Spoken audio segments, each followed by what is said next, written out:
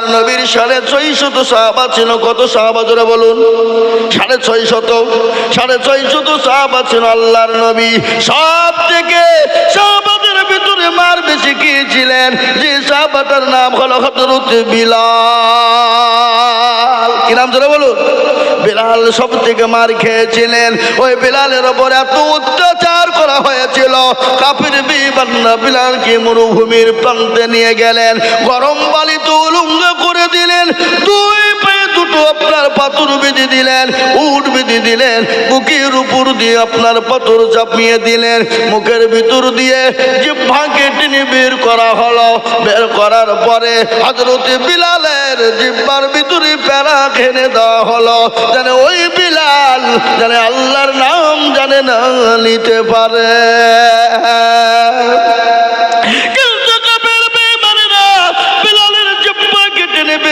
প্যারাক মেরে দিল, কাটা মেরে দিল।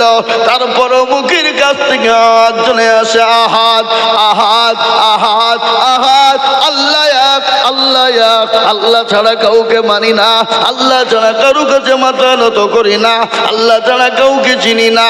তারপরে বেঈমানরা বলে, বিলাল রে, তোমার জিভ টেনে প্যারাক মেরেছি, তুমি যদি আল্লাহ বলাছ না ছাড়ো, তোমার এমন পরিস্থিতি করব, তোমাকে জীবনে বাঁচিয়ে রাখবো, কিন্তু অস্তিত্ব দেব না। ওই বিলাল বলেছিল, বেঈমান কাফির মুশরিকের দলেরা শুনেলে, আমি বিলাল যতক্ষণ দুনিয়ার জমিনে বেঁচে আছি, আমি আল্লাহ তার রাসূল ছাড়া কোন পৃথিবীর কোন বেঈমানের কাছে মাথা নত করি নাই, এবং কিয়ামত পর্যন্ত মাথা নত করব না। ওই বিলাল আল্লাহ নবীর এত প্রেমিক ছিলেন, আল্লাহ নবীকে এত ভালোবাসতেন। আল্লাহ নবী যেদিন দুনিয়া থেকে বিদায় হয়ে গেল, হযরত বিলাল তিনি ওখান থেকে বেরিয়ে মদিনা থেকে আপনার দামেস্কে চলে গেলেন, দামেস্কে চলে গেলেন। আসে নাই, আসে নাই, 1 বছর 2 বছর 5 বছর 10 বছর কেটে গেল। বিশ্ব নবী বিলালকে ডাক দিয়ে বলো, বিলাল রে, ও বিলাল, তুমি কি আসবে না? তুমি কি আমার কবর জিয়ারত করবে না? আমার কথা তোমার মনে পড়ে না? হযরত বিলালকে আল্লাহ স্বপ্নের মাধ্যমে নবী ডেকে নিলেন। মদিনার জমিনে নবীর কবর জিয়ারতের জন্য বিলাল আসলেন। আসার পরে মদিনায় পৌঁছে গেল। সমস্ত আপনার নবীর সাহাবারা বিলালকে দেখে আনন্দিত হয়ে গেল। মসজিদে নববীর যিনি মুয়াজ্জিন ছিলেন, সেই মুয়াজ্জিন বিলালকে দেখে আনন্দ হয়ে গেল। বলে, বিলাল, ও নবীর মুয়াজ্জিন, তুমি মসজিদে মদিনায় আজান দাও।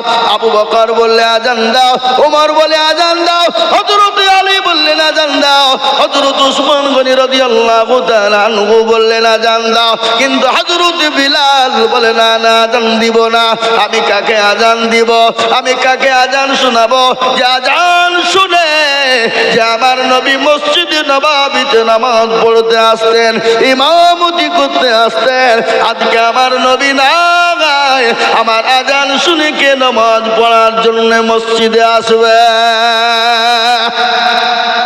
এত নবীর প্রেমিক সমস্ত সাহাবাদের কথাকে অ্যাভয়েড করলেন, কথায় কিন্তু তাদের কোনো আপনার সাড়া দিলেন না। সাহাবারা নবীর লাতিফ হযরত হাসান ও হুসাইনকে ডাকা হলো। হাসান হুসাইন তিনি আসলেন। আসার পরে বিলালকে জড়িয়ে ধরে বললেন, ও নানার মুয়াজ্জিন, আজান দাও, আজান দাও। হযরত বিলাল বললেন, হযরত হাসান হুসাইনের শরীর থেকে নবী মুহাম্মদুর রাসূলুল্লাহ সাল্লাল্লাহু আলাইহি ওয়াসাল্লামের ঘ্রাণ পাওয়া যায়। বলুন আলহামদুলিল্লাহ। হযরত বিলাল আজান দিলেন, মদিনার মাটি থরথর করে কাঁপতে শুরু করে দিল। মদিনার ছেলেরা মেয়েরা, মদিনার আপনার ছোট ছোট বাচ্চারা, মদিনার মেয়েরা পর্যন্ত আপনার মদিনা মসজিদের দিকে দৌড়তে শুরু করে দিলেন। আজকে মনে হয় নবী এসেছে, আজকে মনে হয় নবী এসেছে, নবী এসেছে। আজকে বিলাল যখন মদিনায় আজান দিয়েছে, ও মুসলমান দরদি, ওই বিলাল আল্লাহ নবীকে আরো কত ভালোবাসতেন শোনেন। হাদিসের মধ্যে এসেছে ওই ব্যক্তি সব থেকে বড় প্রিয়, সব থেকে আল্লাহর প্রেমিক বান্দা, নবীর প্রিয়। লা ইউমিনু আহাদুকুম হাত্তা আকুনা আহাব্বা ইলাইহি মিন ওয়ালিদিহি ওয়া ওয়ালাদিহি ওয়ান নাসি আজমাইন। আল্লাহর নবী বললেন ততক্ষণ পর্যন্ত মুমিন হবে না, মুত্তাকিন হতে পারে না, আল্লাহওয়ালা হতে পারে না, দিনওয়ালা হতে পারে না, নবীর প্রেমিক হবে না যতক্ষণ পর্যন্ত নিজের জীবনের দিকে, বিবি বাচ্চা ছেলে মেয়ের থেকে আল্লাহ তার রাসূলকে সব থেকে বেশি না ভালোবাসবে। ও মুসলমান গো, আল্লাহ নবী যেমন সাহাবাদেরকে নিজের জীবনের দিকে বেশি ভালোবাসতেন, আল্লাহ নবীর বাড়িতে একদিন দুদিন তিন দিন কোনো খাবার ছিল না, নবীজি উনুন জ্বলে নাই, পেটে 3টে পাথর বেঁধে রেখেছেন, কিন্তু সাহাবাদের বাড়িতে নবী আমার খাবার তিনি পৌঁছে দিয়েছেন। কি নবী আমাদের, কি মানের নবী! আর ওই নবীকে কেউ যদি গালি দেয়, ওই নবীর উপর কেউ যদি আক্রমণ করবো বলে, ওই নবীর উপর কেউ যদি গালি দেয়, আমরা এক বিন্দু রক্ত থাকতে আমরা ছেড়ে দিব না। একবার হাতটা উঁচু করে বলুন ইনশাল্লাহ। আমি আপনাদেরকে শুনিয়ে দিই, যারা নবীকে গালি দেয়, নবীকে যারা গালি দেয়, জেনে নিতে হবে তার বাপ দাদার জন্মের দোষ আছে, জানতে হবে সে তার জন্মের দোষ আছে। আল্লাহ নবীর একজন সাহাবা, ও মুসলমান ভালো করে শুনুন, আল্লাহ নবীকে একদিন গাল দিয়েছিল যার নাম হলো ওয়ালিদ বিনে মুগিরা। কি নাম? যারা বলুন কি নাম? ওয়ালিদ ইবনে মুগিরা। সে একটা নেতা গোছের মানুষ। নেতা গোছ বুঝেন তো? পাতি নেতা। কি পাতি নেতা বোঝেন না আপনারা? আজকে কিছু দল আছে আমাদের দেশে, এ বাবা যদি পার্টির একটু আপনার পার্টির নেতার পিছনে ঘুরতে পারে, বিধায়ক এমপির পিছনে ঘুরতে পারে, মনে করছে ওই নেতা হয়ে গেছে। ও দেশের মানুষকে মানুষ মনে করে না। কি বলেন যারা বলুন? হ্যাঁ, ও এমন তেমন হইলে শুধু বলে ভয় দেখায়, বলে তোকে জেলে ভরিয়ে দেবো, আমাকে ভরিয়ে দেবো, ওর হইলো পাতি নেতা।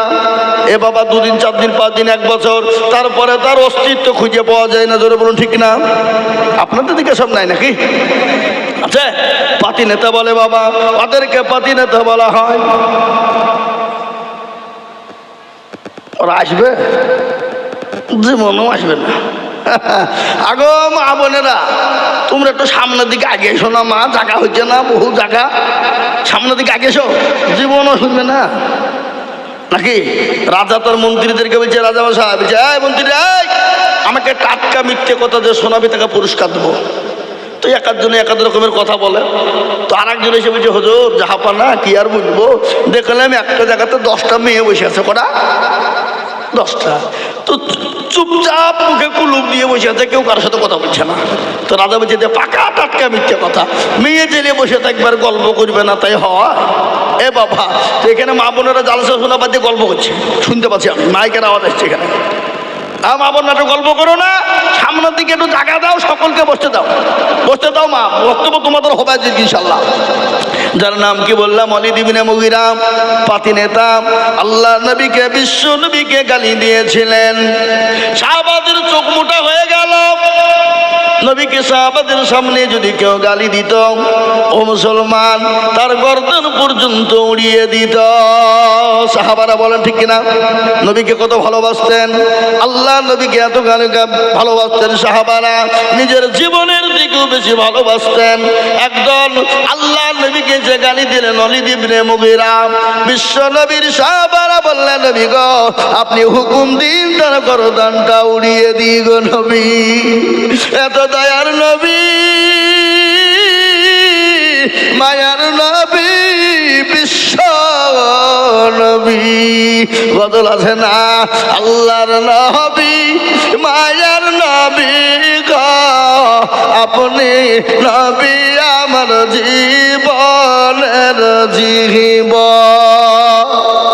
আল্লাহর নবী, মায়ার নবী গো আপনি নবী আমার জীবনের জীবন। আপনি আমার জীবন সাথী, অন্ধকার কবরের বাতি আপনি হইলেন নির্দুনিয়ার ধন। আল্লাহর নবী মায়ার নবী গো, আপনি নবী আমার জীবনের জীবন। আপনি রহমাতাল লিল আলামিন, আপনি উম্মতের জামিন, আপনি হইলেন গুনাহগার উম্মতের আপনজন। আল্লাহর নবী মায়ার নবী গো, আপনি নবী আমার জীবনের জীবন।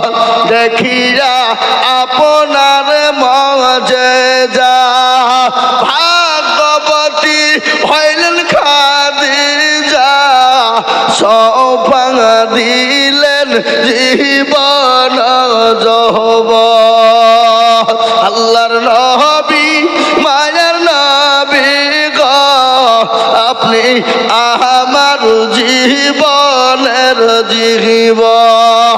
আল্লাহ নবীকে সাহাবারা এত ভালোবাসতেন, নবীকে বললেন নবী গো, আপনি একবার হুকুম দিয়ে দিন, আমি তাদের গর্দনটা উড়িয়ে দিই গো নবী। আল্লাহ নবী বলে না মেরো না, একটু থামো, একটু থামো। বিশ্ব নবী তাদেরকে মানা করলেন। আল্লাহ নবী বলেন খোঁজ নিয়ে দেখো তার জন্মের কোনো দোষ আছে। নবীর কথা সত্য না মিথ্যা?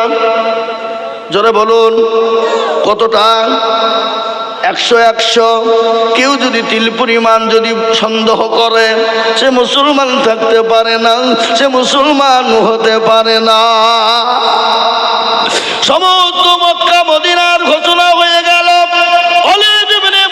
নাকি তার জন্মের দোষ আছে ঘোষণা হয়ে গেল।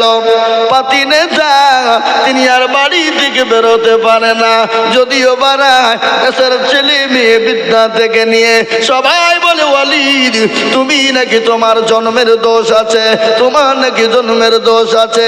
কানের ভিতরে তুলো দিয়ে বাড়ি থেকে বেরোয়, বাড়ির ভিতরে ঢুকে গেল। একদিন দুদিন 3 দিন চলে গেল। আল্লাহ নবীর কথা কিন্তু সত্য, কিন্তু তার মাকে ডাক দিয়ে বলে মা গো, আমি আজ একটা কথা জিজ্ঞাসা করবো গো মা। বলে কেন বেটা, কি জিজ্ঞাসা করবা? বলে ওই আব্দুল্লাহ, মুহাম্মদ ইবনে আব্দুল্লাহ মানুষটি কেমন? বলে বেটা রে, তিনি তো বড় ভালো মানুষ, তিনি তো বড় দয়ার মানুষ, তিনি তো নবী, তিনি আখেরি জামানার রাসূল, তিনি আখেরি জামানার নবী। কি ব্যাপার? বলে মা আমি একটা কথা জিজ্ঞাসা করব। মা তুমি কিছু মনে করবা না। বলে কি কথা জিজ্ঞাসা করবি বেটা? বলে মা গো, আমার নাকি জন্মের দোষ আছে, তুমি একটু ভালো করে বলো। বলে কে বলেছে? বলে ওই মুহাম্মদ ইবনে আব্দুল্লাহ বলেছে। বলে মা তুমি সত্য কথা না আমাকে তুলে ধরো। মা বলে বেটা রে, মুহাম্মদ সাল্লাল্লাহু আলাইহি ওয়াসাল্লাম তিনি যে কথাটা বলেছে সত্য বলেছে, এতে মিথ্যার কোনো অবকাশ নাই।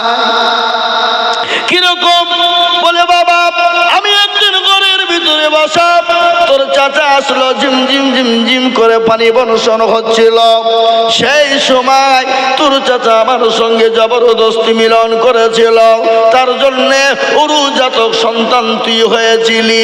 এই জন্যে নবী বলেছে যে তার জন্মের কোনো দোষ আছে। মুসলমান, আমি তো আপনাদেরকে এটা বলার উদ্দেশ্য হলো, আজকে যারা নবীকে গালি দেয়, আজকে নবীকে যারা গালি দিবে, আমরা এক বিন্দু রক্ত থাকতে ছেড়ে দিব না। আমাকে গালি দাও মেনে নিব, আমার মা বাপকে গালি দাও মেনে নিব, আমাকে অত্যাচার করবো মেনে নিব, কিন্তু আমার নবীকে কেউ যদি কটু কথা বলে, আমার নবীকে কেউ যদি গালি দেয়, আমরা এক বিন্দু রক্ত থাকতে আমরা ছেড়ে দিব না। একবার হাতটা উঁচু করে বলুন ইনশাআল্লাহ। অনেকে তুললেন না, তার মানে কি? ও মালগালা বুঝতে পেরেছে মৌলবি বেরুন একটা খাঁচা হবে রে, হাত তুলিসিনি। এ বাবা, এরকম নিয়াত যদি হয় জেনে নিতে হবে তার ইমানের বড় গোলমাল, ইমান বড় দুর্বল, ইমান বড় দুর্বল।